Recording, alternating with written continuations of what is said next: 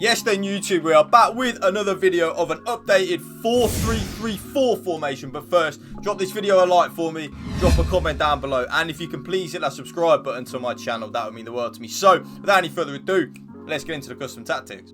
For your cheapest and most reliable place to buy FC24 coins, check out mmoexp.com. Link is down in the description below. Use the code WOLF at a checkout for 5% off your order.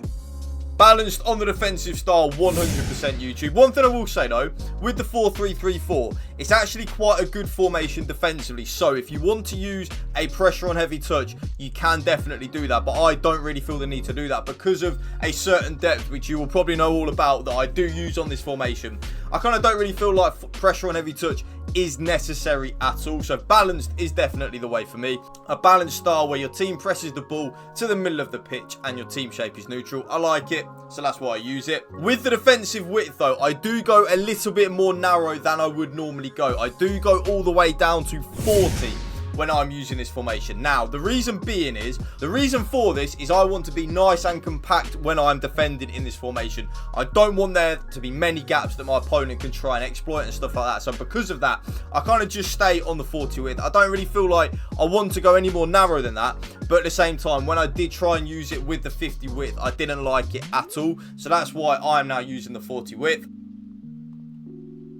Good. That's why I used the 40 width, making it a little bit more narrow.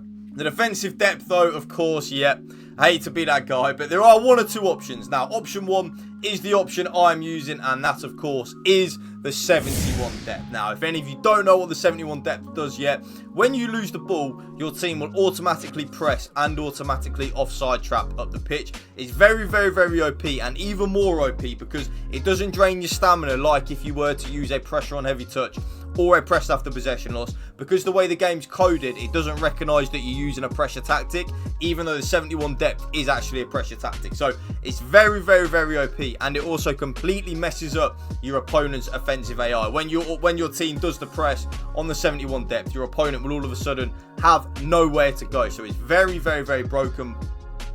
Nice, 71 depth coming in clutch. Nice, 71 depth again, winning the ball nice and high up the pitch. Nice, 71 depth again.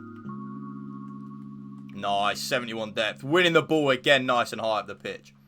But, and there is a but, if you're not interested in the 71 depth, I would recommend 55 with the 4-3-3-4. The reason being is, I don't want to go too high with it, but at the same time, I do want to be a little bit more aggressive than I normally am. So 55, option 2, but the option I'm using, 71 depth. The offense, I'm not going to go into any detail with this YouTube. You guessed it. It is, of course, balanced and direct passing. Let me know in the comment section down below, actually.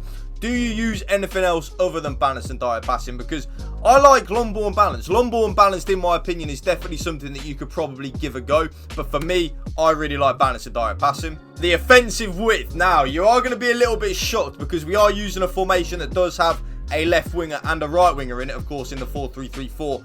I actually go a little bit more narrow, so I go down to 45. The reason being, you will see in my player instructions in a minute what I want my left winger and my right winger to do in this formation. I do want them to be a little bit closer to my striker, though. That is something that I do want. So because of that, I do ever so slightly play a little bit more narrow with the width. So I am using 45. Players in the box, of course, is going to be 7. One thing I will say, though, is having used 6 players in the box a little bit over the last few weeks, that is definitely a viable option. You can 100% use 6 players in the box and you won't really be at too much of a disadvantage. But I really, really like 7. The way I look at that is the more players that we have in the box, the more goals that we will score.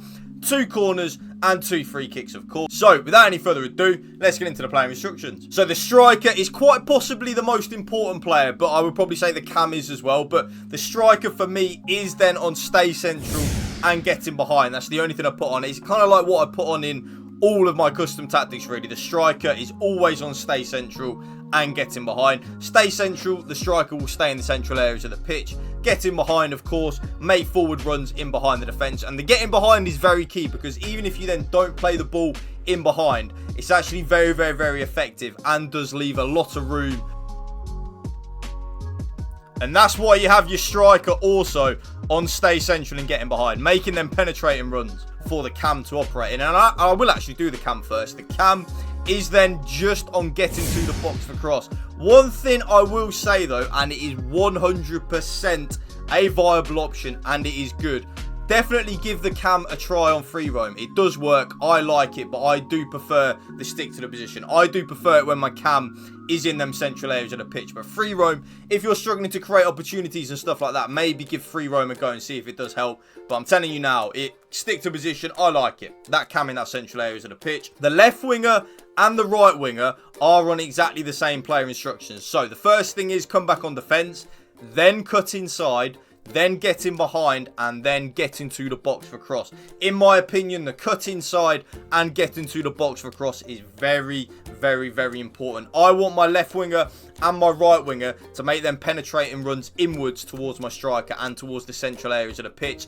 And they get into the box for cross as well. Very, very, very simple, YouTube. The more players that we have in the box, the more goals we will score. I promise you now, it is that simple. Use and abuse it. They're getting behind as well. I want my left winger and my right winger to be the ones making them runs in behind. Pretty simple when you think about it, but I want them to be making them runs in behind. The two central midfielders, this is where you need to use a little bit of your own initiative. So, the more defensive-minded central midfielder you do have, I would have that one on stay back while attacking and cover centre. So, in my Aston Villa past and present team, that is my Douglas Luiz. He is on stay back while attacking and cover centre. The more attack-minded central midfielder that you have, put that midfielder on stay on the edge of the box for cross and cover centre. So they won't get into the box. They will kind of just stay on the edge. It's actually very, very, very effective and a very good option to have. I really, really, really like it. It's very good and that's why I use it, really, just because it's good. I then play with both of my left back and my right back on stay back while attacking. I'm kind of not interested in attacking with my fullbacks in this formation. I don't really feel it necessary. I feel like I've got enough offensive support anyway. We've got enough players in the box and we've got a good enough attacking options to kind of not need our left back and our right back to be the ones kind of bombing on. Last but not least, my goalkeeper is then on comes for crosses and sweeper keepers. So I'm now going to show you some gameplay with this formation to see if you like it.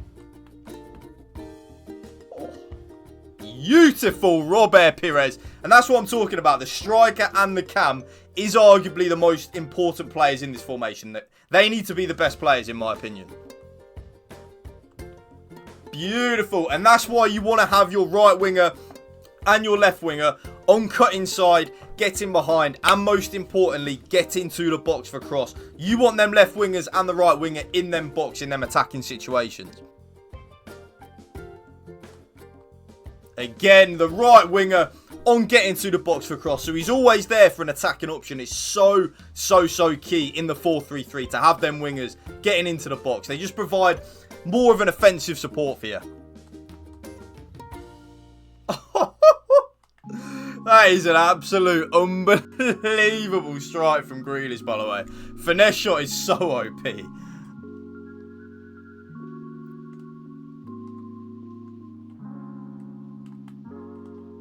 There it is again. I'm telling you, having the wingers on getting to the box for cross is fundamentally so important with this formation.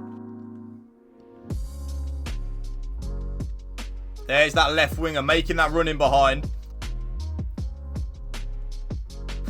I love it. Again, you know what I'm going to say? Winger on getting to the box.